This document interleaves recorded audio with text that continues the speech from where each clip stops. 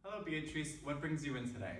Hi, my family say that I'm not eating half of my plate during dinner, and I have problems seeing them when they're in front of me. Also, they keep saying that I left my bedroom with only my right arm to my shirt sleeve, and that I only comb the right side of my hair. But Interesting. I don't know what they're talking about. Hmm. So, what does your medical history look like? I had a stroke about a month ago. All right, interesting. Well, let me pull up your records and see what we have. Okay. All right, so it looks like you could possibly have hemispatial neglect.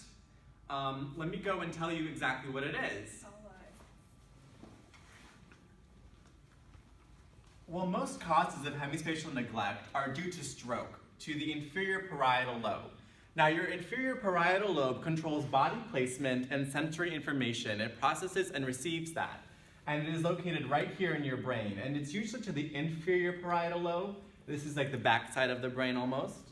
Now, the development of it is usually due to middle cerebral artery causing brain damage to the cells because it deprives them of oxygen. And that's what a stroke is.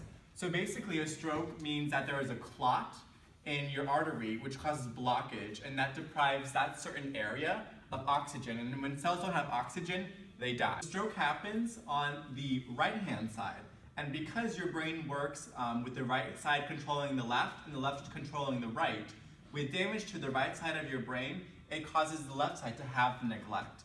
Now, some common treatments for hemispatial neglect are occupational therapy, prism glasses, visual scanning therapy. Prism glasses are basically glasses that force the neglect patient to use the left side of their brain and the left side of their visual field. It kind of forces them to use the neglected side. We also use visual scanning therapy, where someone stands on the side that has neglect on it, and we try and encourage them to use those kind of senses as well by using visual cues and audio cues to try and kind of use that visual field. Though sometimes spatial neglect patients spontaneously recover, but there is no cure or universally accepted treatment. So what I'm going to do is have you come over here to you run some tests to try and differentiate to see if you have hemispatial neglect or not.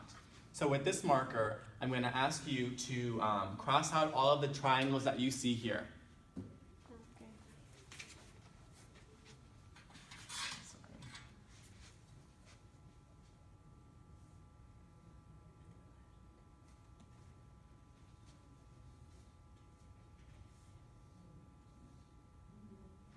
That's it. I'm done. Okay, awesome. So let's see what we have here. All right, so you marked out this triangle, and this triangle. Can you see these other triangles or no? No. All right, interesting. So let's move on to this test. Now, this is the line test. So what I'm going to do is tell you to draw a line through the center of this line. So this is where you perceive the middle of the line? Yeah. Interesting. All right, so one last test. What we're going to do is have you come over here and draw a clock, just a regular circle, and then write in all of the numbers that you deem fit. Okay.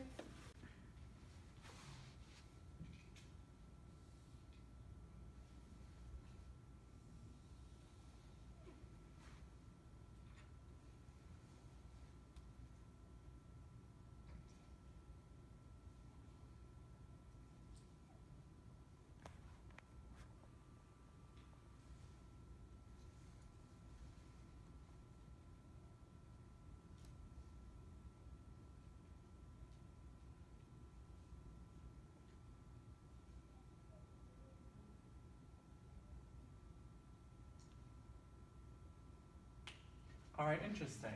Well, thank you for running these tests with me. Why don't we go sit down and see what we can do for our final evaluation? Well, judging these tests, we can see that you probably do have hemispatial neglect. And the reason why you might not understand why you have it and might not see exactly why it's going on is because most hemi-neglect patients, or hemispatial neglect patients, don't understand that their visual field or their sensory information is a lot smaller than most people's. That's why it's very difficult to diagnose, because most people don't come in reporting problems until an issue has already occurred. This means that you will go throughout your normal life thinking that everything is normal because you don't interpret anything different. I still don't understand what you mean by that. All right, so let me try and use an example that you might understand. Let's say that everyone in the world had eyes in the back of their head, right? But you were the only person who had eyes in front of your head. So that means everyone in the world can see both behind them and in front of them, whereas you can only see in front of you. To you, that means your visual field is only in front of you, and that's normal to you. Whereas everyone else is going about the world thinking, oh, well, I can see in front of and behind me. So that applies to you as well right now. So for example, your right-hand side is totally fine, but your left-hand side isn't picking up visual cues that most people could see. Does that kind of better explain it? Oh, now I have a better understanding. Well, awesome, Beatrice. I'm glad we can try and help see what the problem is. So what I'm going to do now is refer you to some visual scanning therapy and using prism glasses as well. And my good friend Tom has a great neurology center that can try and get you treatment. Do you have any more questions for me? Oh no. Awesome. Well, thank you very much. All right. Thank you so much for your help, doctor. Awesome.